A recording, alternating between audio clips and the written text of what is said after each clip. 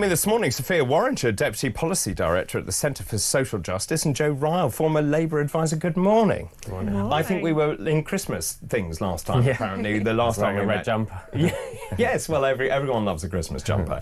And Sophia, you've been well, have you? Yes, very well. Good, excellent, good. Let's talk about this front page, shall we? The economy front and centre. The number of firms on the brink of collapse has surged under Labour. Rachel Reeves was warned her tax-raising budget threatens to push many over the edge following an unprecedented 50% rise in businesses in critical financial distress. Many people, including these insolvency specialists, are saying that I fear 2025 could end up being a watershed moment when thousands of UK businesses call time after struggling to survive for years. There's been this thing called a red flag alert. 46,853 businesses are at serious risk of collapse in the last 3 months of 2024. That's up 31,000 from the previous quarter. Hotels, leisure firms, retailers, all hit. One of the big companies, Signature Group, which runs bars, hotels, restaurants and nightclubs, said companies were simply aiming to survive 25. It's pretty diabolical out there. It is. Survive 25 is hardly an inspiring slogan. It's about limping on and getting through rather than what we need is to be thriving 25. But that doesn't seem to be on the horizon. Even big companies who had huge profits in the last few years, like Sainsbury's, are saying that they're going to be laying off up to 3,000 jobs potentially. You think often of the small companies under strain, but if big companies like those supermarkets are struggling as much, then that is really worrying. And there's a threefold kind of cause of this. I think the problem is that they've all come together. So we of course have the national insurance contributions for employers that have risen, and then on top of that the minimum wage which has risen, which is something employers have to meet, and then on top of that of course cost of borrowing and general market confidence has kind of slammed into that productivity, and red tape, whatever kind of format that takes, has meant all those three things coming together has created the perfect storm for businesses. And the sadness for me is that the economy is underpinned by SMEs, the small medium enterprises. I've heard from a couple this morning who said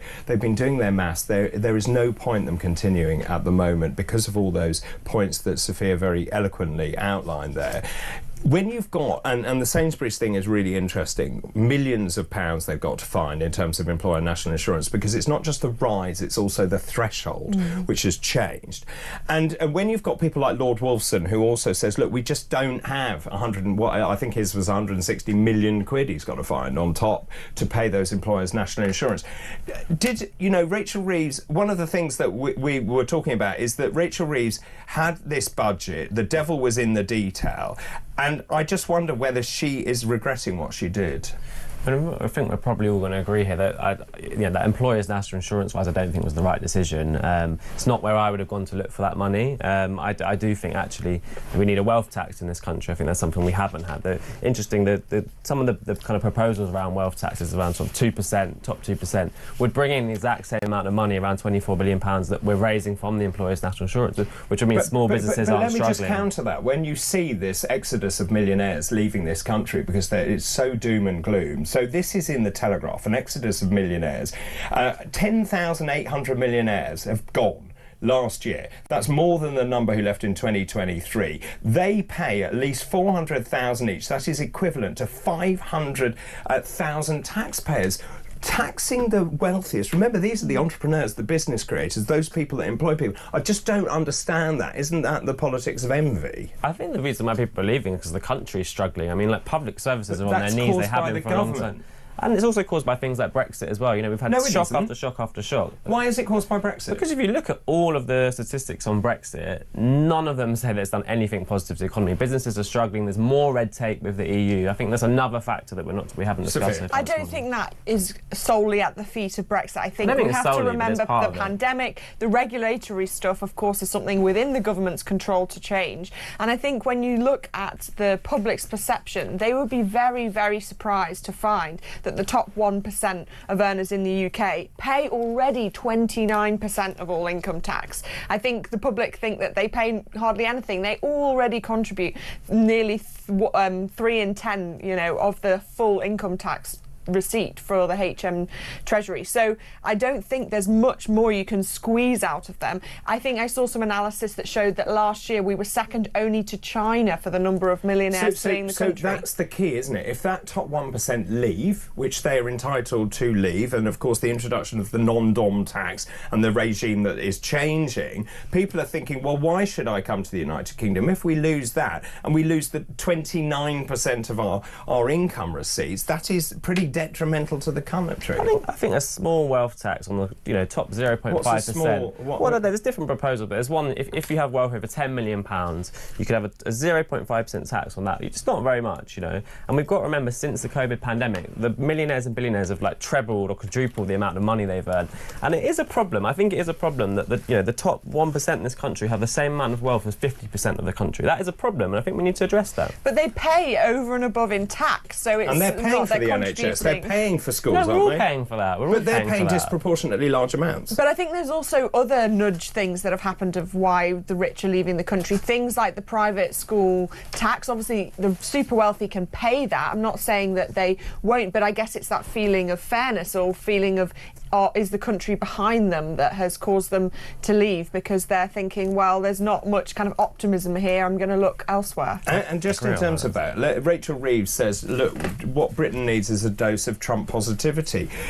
It seems extraordinary to me that you've seen Donald Trump. I was talking to Caroline about it. He's hit the ground running. He's issued these presidential orders. He is saying, let's put America first. That's the message we should have from the government, isn't it? Yeah, I think it is quite ironic this morning that Rachel Reeves is the one saying we now need all this positivity when, after 2 weeks of being in government, it was very, very doom and gloom. And I think that has set the tone. I think we probably all agree that has set the tone for, the year ahead in this government. So as a former Labour advisor, what would you have said to her? They talked down the economy, didn't they, as you say, in those first weeks of government. What would you have said to them to do at that point? I think they need to recognise that the country was already quite beaten down. We'd had 14 years of austerity, Brexit, COVID pandemic. People needed some positivity, some hope. And so coming in and cutting the winter fuel allowance, maintaining the cut on child benefits, which keeps poverty high, that's not going to make people's lives feel better. I think they need to come in and be optimistic and hopeful and have a vision for the future, and we've not seen that yet. And just saying we need to be more positive, I don't know if that's necessarily going to work out. She's absolutely right, we need to be more positive, but it's the government that needs to be more positive, not the people. The Trump positivity has come from the top. It's come from Trump himself. And I think the problem here is they've put politics, trying to pin all of the situation of the country on the previous government before what was best for policy. And so the Chancellor not coming out with that confidence, the shouting from the rooftops that she said is so important, has made the markets go into turmoil because they don't understand the vision of Britain which the Chancellor and her team are trying to sell. So I think, yes, we need Trump positivity, but it needs to come from Reeves. It's not from the people. OK, let's pause for the moment. Sophia and Joe will return after this break. This is Weekend Breakfast. Good morning.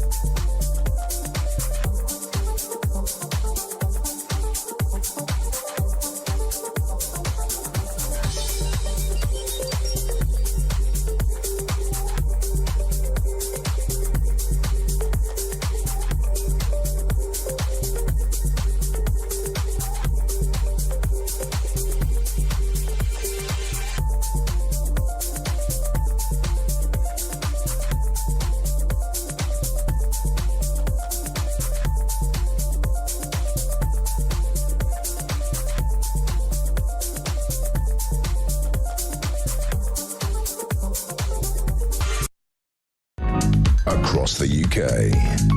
On DAB+, on YouTube, on the app, on your mobile. The home of common sense. This is Talk. Welcome back. 8:40 Weekend Breakfast, Saturday, January 25th. I'm joined by Sophia Worringer, Deputy Policy Director at the Centre for Social Justice, and Joe Ryle, who's a former Labour advisor. This is the front page of the Times. I just want to stick on Rachel Reeves here. Rachel Reeves, obviously, she's been in Davos, she's been selling Britain, and there is this miscommunication. Joe mentioned this, you mentioned this, that the fact is that they don't seem to be giving us much positivity. Both of you talked about this.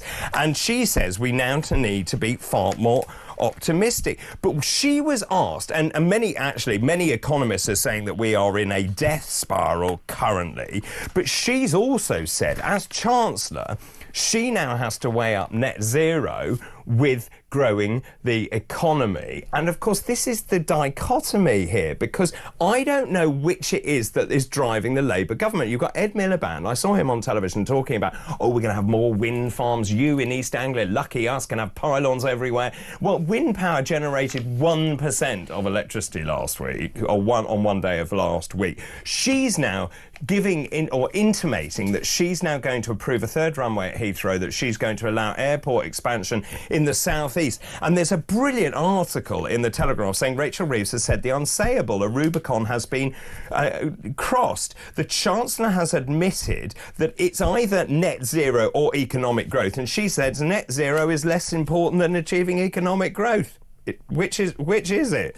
I mean, I think you're not going to have much growth on a dead planet, is my view, and I do think 1% of global emissions. Well, look, clean energy industries are booming right now, so I think there doesn't have to be either or. We can invest in clean technologies that can be good for the economy and can help us tackle climate change. That's what I would do. But isn't clean energy booming because we're paying such enormous amounts of money to these companies? Well, but some of them British companies, so they're creating jobs in the country, which is good for the economy. Bills are going up at the moment, but they've said you can't just bring in clean energy overnight. It's a process to get there. What it's also doing is taking our reliance away from Russia and other countries, because we can have our own energy here. I think it's a good thing. I think largely, we have to tackle climate change. It's such an important issue. Look at the wildfires in California. We don't want that to be everywhere in the world. Hang on a minute. What good does it do to impoverish British citizens when we contribute 1%? What about India? What about China? I don't think it is impoverishing them. Have you seen an energy bill? They've gone up, yeah, they have gone up, and they're due to come down. But I think what they've said, Ed Miliband has said himself, once you have that infrastructure in, it takes a couple of years. Again, we're way behind other countries.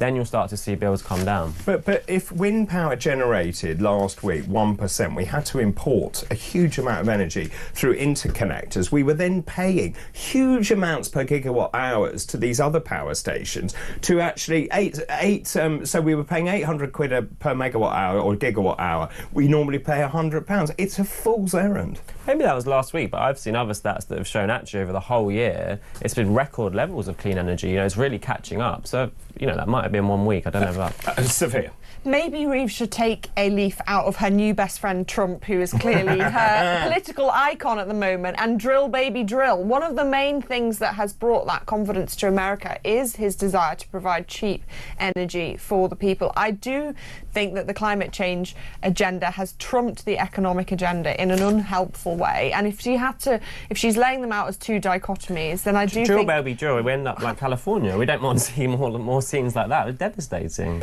But that's where you end up with drill, baby, drill, is more wildfires like we've seen in California. That's not the future I want. Go on. No, not necessarily. I think the problem is that the Chancellor has come up against these two things, which are now ideologically tearing her apart, because they've been so positive on the net zero agenda. I do think it's important, but I think it needs to be done in a way that is at pace with the technology, so we're not cutting down on the prices to kind of sacrifice for it. And to be fair to Joe, I'm just looking now, 51% of our energy is coming from renewables this morning, so it is a completely different bag. However, we're still importing 14% of electricity through interconnectors from Europe, 13% from fossil fuels. I mean, clearly there is. I mean, yet again, science will see mired in red tape bureaucracy. Why we haven't got on and built nuclear power stations, but the two are fundamentally linked. We heard about SMEs closing down because of the cost of doing business, employers' national insurance, but it's energy as well. If you make cheap energy available to these companies, they can operate and they get bigger profit margins, which means they can employ people. I think we'll get there. There's countries like Germany, even countries like China, which are racing ahead in the rollout of renewables, and I think that is. But they're also building oil power stations, gas power stations, aren't they?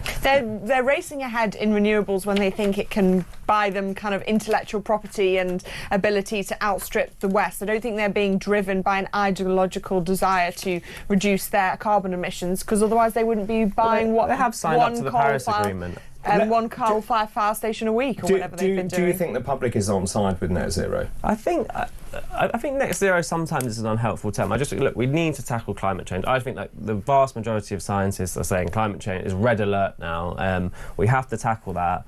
I do think if you look at the polling, it has shifted. Like historically, 10 years ago, there was still a really need to raise awareness around climate change. I think everyone does get it now. The polling does show there has been a shift. Most people are worried, much more worried and concerned about it than they used to be. So clearly we have to do something.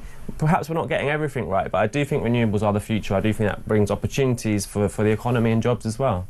I agree. I think it needs to be at the pace that doesn't hinder economic growth, though. And I agree, there's incredible opportunities in green technologies for job creation in the UK. We have amazing natural resources. Looking at our tides, the regularity of that, and the fact that we're a sea-surrounded nation, there's lots more that could be harnessed there. But it just needs to be at the right pace so that individuals are not bearing the brunt of it. I think that's a very, very clever solution. Also, I would have thought what you want is base load. So nuclear power, to me, has to be part of that answer, whereas with for example, wind or solar, you're very, very reliant on the climate, aren't you?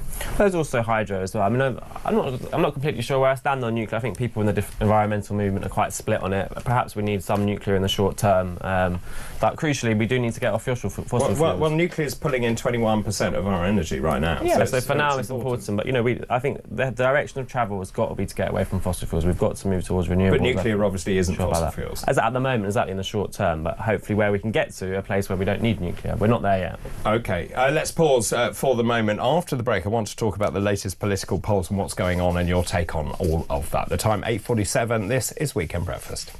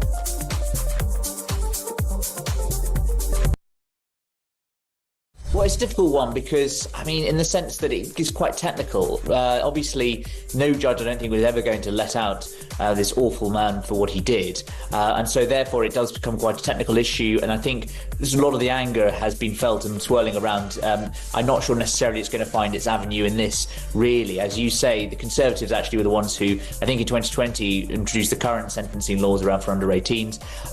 This Axel Ruder-Cabana has been given 52 years. It's unlikely he'll ever be let out of prison. I imagine there'd be a huge storm, and there was.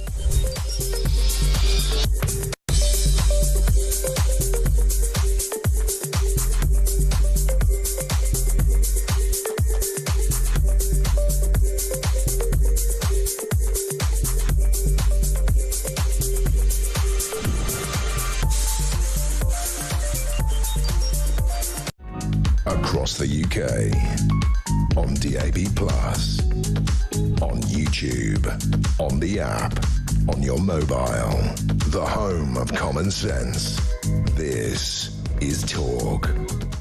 Welcome back, 8:50. This is Talk Weekend Breakfast, Saturday, January the 25th. I've got Joe and Sophia with me. We're just talking about the latest news. Now, this is a new poll. This is a new poll that's been carried out. Let me show you this poll.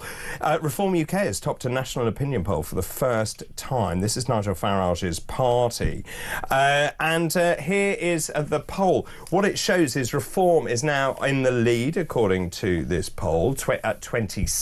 The Conservatives have leapfrogged Labour to 23, Labour at 22, the Lib Dems at 12. Now, there we are, there's the poll for you this morning. That is Find Out Now, 26 for Reform, 23 for Conservatives, 22 for Labour. So some huge shifts going on there. 26% of Brits backing Reform UK. Let's translate that into a map now. Here it is of the United Kingdom. Wow. Currently, Reform UK has 5 members of Parliament. It got 4 million votes, and due to the quirks of our electoral arithmetic, it ended up with just 5 MPs. But as you can see, the light blue, which is Reform here, is pretty significant. The other thing that I think is worth just noting about that map is it is widespread. It is not localised. It's not in one specific area. Joe, what spin are you going to put on that? Well, I mean, I'm not surprised that people are fed up with the two main parties, Labour and Tory, so I'm not surprised that people are looking for alternatives. I would say I do think the public needs to be a bit careful for what they wish for, because I don't think, if we look at the kind of policy agenda of Reform, I don't think they're really talking about policies that are going to help ordinary people very much. Why? I mean, things like insurance-style system for the NHS, which would be a privatisation of NHS. Well, they're not, because I wrote it. Well, Farage even said a couple of weeks ago that he hasn't ruled out changing the way the NHS is funded. That's different. Well, no, that's going down the route of not publicly funded NHS free at the point of use, which I think everyone wants. That's one thing. Well, OK, the current policy is to remain free at the point of use, but just telling you. Yeah, well, we'll see. I don't believe it. I mean, I know Farage, the leader, has said things in the past about insurance-style NHS systems. So why are people going to vote for Reform then? Well, I don't know. I mean, I'm not completely... Because they're fed up with the main two parties, I get that, but I'm not completely sure what people think Reform are going to do to make the country better. I mean, I think it will be more continuing to flog off our assets to kind of, other countries. I do think the kind of policies around climate change, I think, are going to be a disaster, some of their policies. Well, it's to scrap net zero, it's to deport people who are here illegally. Those are two of the big policies that people welcome. But everyday people in Britain are struggling to, have enough wealth to live a good quality of life. They're struggling to get on the housing ladder. They're struggling to get appointments in it. So I don't really see any solutions from Reform at the moment that are going to make those things better. So I do think the public need to be careful for what they wish for. I think it's really clear that the public want change, and I think the fact that the two major parties very close together, there's not 23%, 22%, they've both gone down by 2 percentage points since this last time the poll was done at the beginning of January. They're being put by the public in the same bracket. They're being seen as fairly interchangeable, but Reform is offering something different. The question of whether it can deliver something different, of course, is a different question.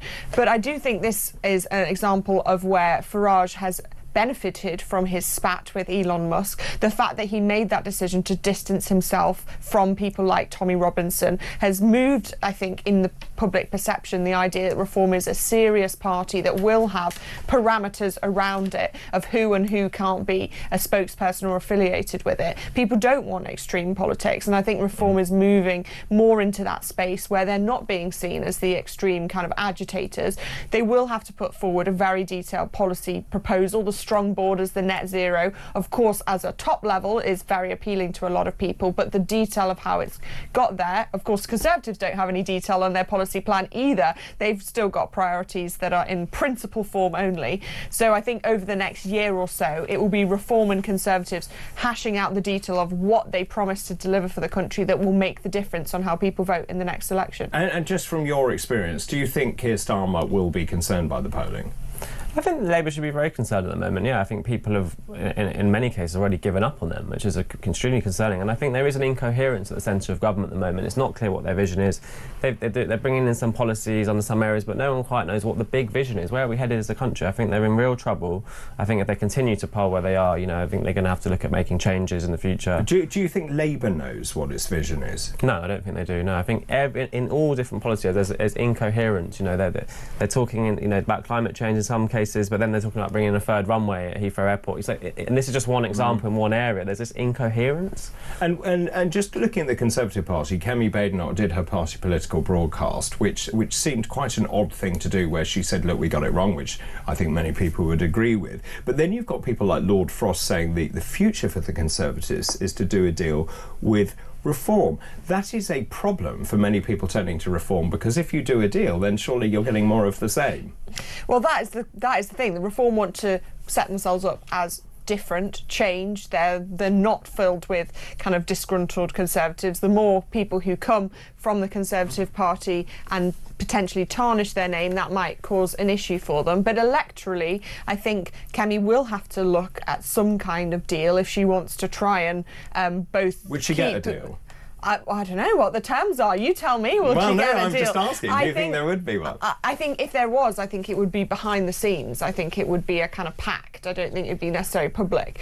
But I think that unless that right part of the electoral system and where a lot of the voters sit joins together, it will never be able to contend with the kind of left side of Labour. I do think there needs to be some kind of coherence. And yet it's quite interesting that what Reform is seeing is disaffected Labour voters going across, not necessarily Conservative voters. Yeah, they're fed up. And I think the other thing is that we need to talk about the voting system as well. I think this first past the post voting system is so outdated, and I think it is time to modernise that. We're one of the few Western democracies still operating with first past the post. I think we need a proportional representation system, and probably Nigel Farage would agree with me. Yes, I think he probably would. In fact, I think the only person who doesn't agree is Anne Widdecombe, I think, in Reform. Thank you very much to both of you this morning, to Sophia Worringer, who's Deputy Policy Director at the Centre for Social Justice, and also Joe Ryle, who is a former Labour advisor.